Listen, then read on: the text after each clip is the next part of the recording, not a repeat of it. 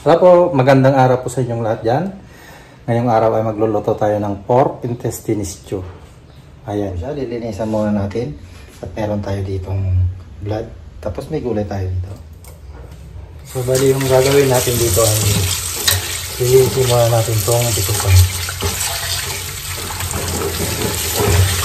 Iwasan daw natin tapos lamasin sa asin.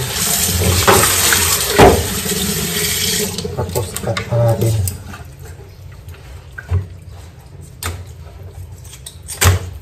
Gamit ako ng gunting. Hindi ako nagagamit ng gloves kasi ako lang namang kakain.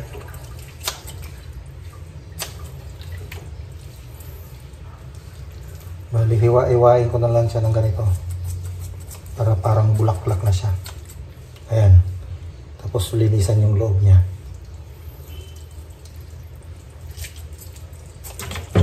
Ayan guys, ipakita ko lang yung sample.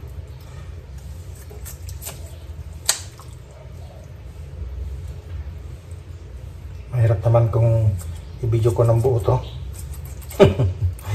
Ayan, ganyan lang siya. Ayan. Wala naman yung mga laman-laman. Tapos itong taba, gagamitin ko to, pamantikain ko siya.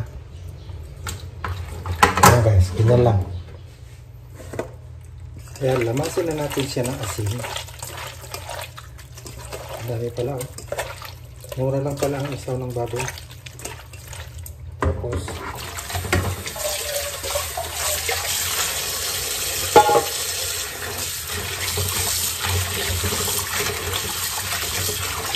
ang lawan na lang natin ng lagi.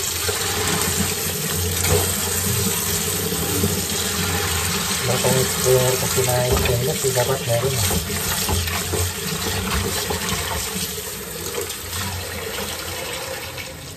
Ayan, kumukulo na siya. Lagay na natin dito. Tapos pakuluan natin siya ng isa't kalahating oras. O kaya 2 oras para sobrang lambot siya. Ngayon, magpe-prepare tayo ng recado. Tapos, yung gulay, ihimayin ko. Ayan. Kumukulo na siya. Ayan, kumukulo na.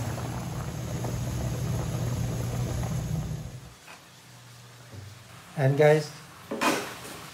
Ito na yung pork intestine stew. Ayan.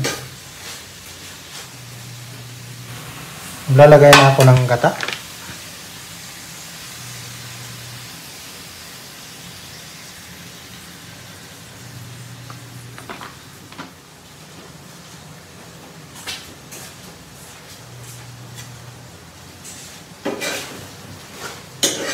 Ayan, sarap.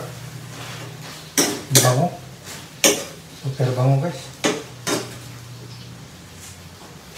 Tapos lalagyan ko na siya ng dugo. Ayan, lapit na siya.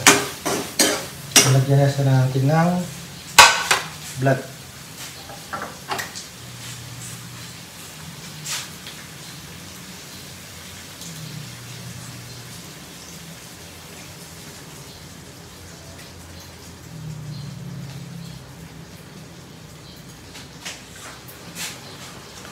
Ito kasi yung puro eh. Ihalo natin. Tapos, hayaan lang siya muna dyan. Para magbubo siya. Yun lang.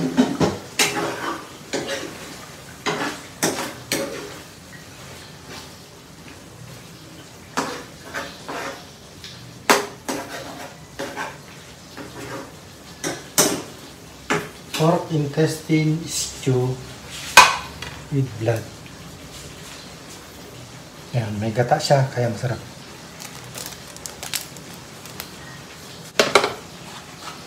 Konting salt.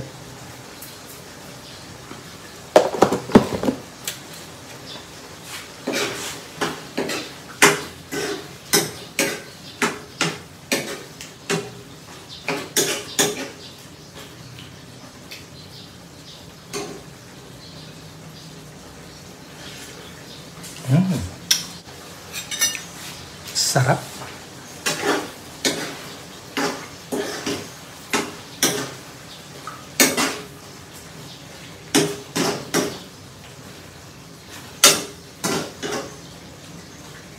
Ito na guys.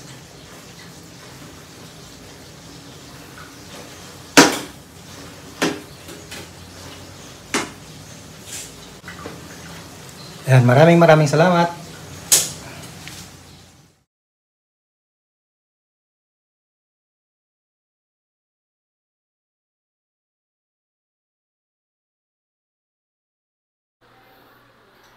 Ito na naman na ngayon yung lingkod, Nasty Vlog. Hello. Welcome back guys. Panibagong mukbang tayo dito. Nagluto ako ng pork intestine stew. Ano siya? May blood siya, curry. Tapos talong.